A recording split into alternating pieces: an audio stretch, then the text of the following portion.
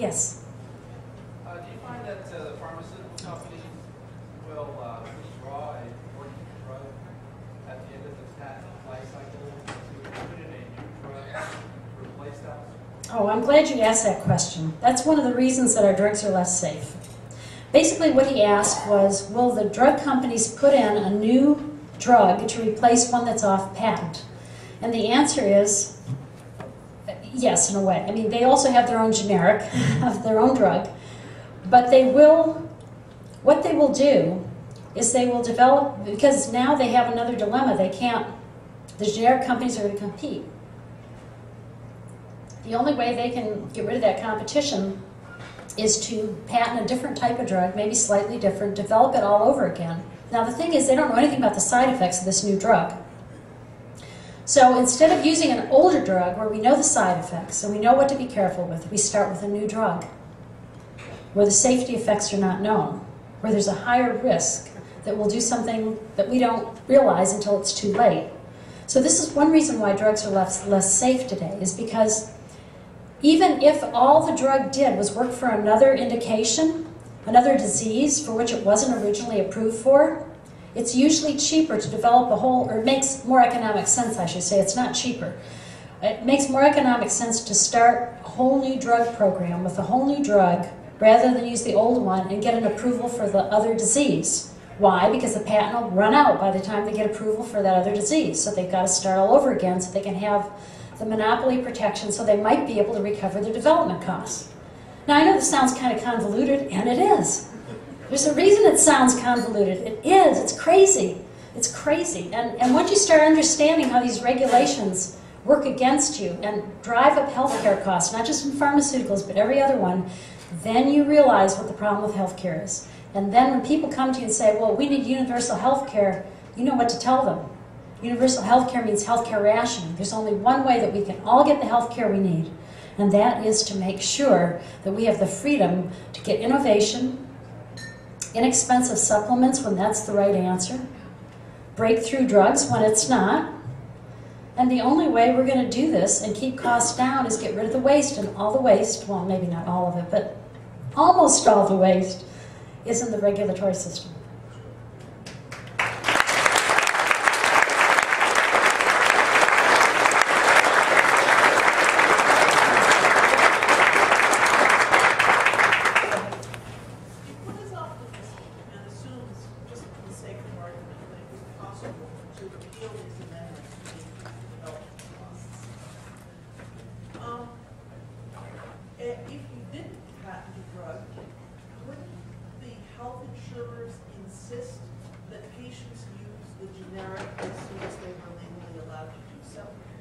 Okay, the question was, if you didn't have patents, if you got rid of these amendments, and wouldn't insurance companies insist that you use the generic as soon as possible? Well, the answer to that is there really wouldn't be a difference between generic and patented for the most part, because if you're not patenting the drug, you're just getting it to market, then you know, in essence, it is a generic drug. But what keeps the drug company profiting in that situation is the fact that they were first to market and have brand name. Now that used to be really, really important, and the reason is that not all companies had the same quality. So what would happen is companies would actually advertise that our anti-serum or whatever, our serum has never had this type of reaction, you know, some common side effect or something, or our medicine doesn't have this problem. You know, we have a record of safety, and this is how they were advertised. And people who use brand names, you know, actually did that because they felt it was worth paying a few cents more and getting that safety factor. That was part of how the market protected people. And also, of course, there were other third-party evaluations. You know, one thing I wanted to share with you that you might not be aware of is that the FDA doesn't do any drug testing. No, not one. The drug company does the drug testing, they write up the results, and then they send literally a truckload or two of paper to the FDA. The FDA reads the paper, and if they think everything looks on the up and up, then they approve the drug. But the company does its own testing. There isn't any third-party testing.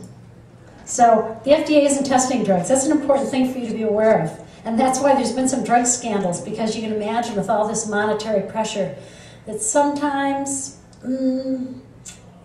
things aren't put quite the way they could be. Now, I have to tell you, it is actually hard to do that because of the process. Information goes through so many hands before it gets to the FDA. You would think at some point it would get caught, and it would most usually do that. But if you really had a concerted effort to mask something, it's possible to do it. Whereas if you had third-party testing, you wouldn't have that problem either. Any other questions? Okay, so put your hand up first. What was the time delay between the first Mark 16 and the second Mark 16? Well, that depended. Usually, there'd be 2 or 3 companies working on the same type of drug at the same time. And when one turned out to be, you know, you kind of knew your competitor was ahead of you to some extent.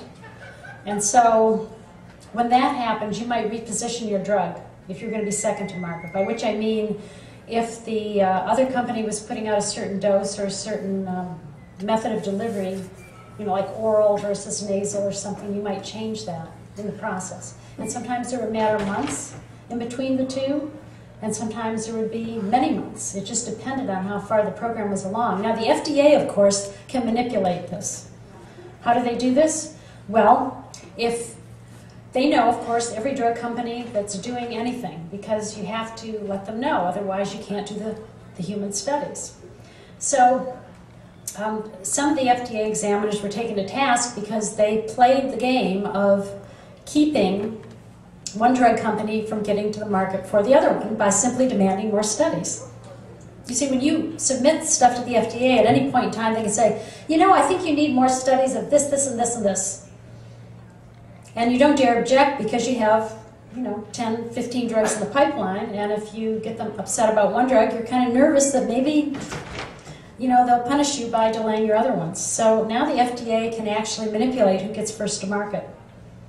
Yeah, so it's a whole nother factor. Yes, in the back. I hear stories of my predecessor, Mark Fritz, who's now routinely doing a speech. You grab an electric cord and go like this. And his point was, why do I think that's safe? The point he was making was that this is tested by a private firm called Underwriters Laboratory. Is there or was there an institution like that in the drug industry that assured people without government intervention of the safety of their drugs? The question was, is there something like Underwriters, or was there something like Underwriters Laboratory before the FDA came along to ensure that there was third-party testing and some types of safety testing? And the answer is yes. Even though the drug industry was pretty young, the AMA actually did tests and reported on them in their journal. Also, Consumers Research did so.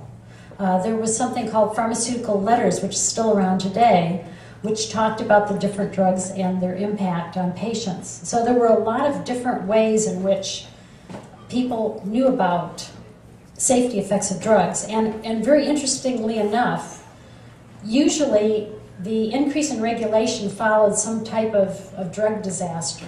And the one that really began the safety testing at the FDA was an instance where an antibiotic was dissolved in an unsafe liquid. And that was because prior to that time, you know, you didn't have a solution, it wasn't well absorbed.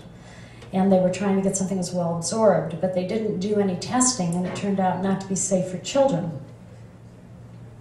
And I bring this to your attention because the physicians who were paying attention to the AMA evaluation weren't using it because it had not been evaluated by them yet. So the market was protecting the physicians who paid attention to the testing that their own society did.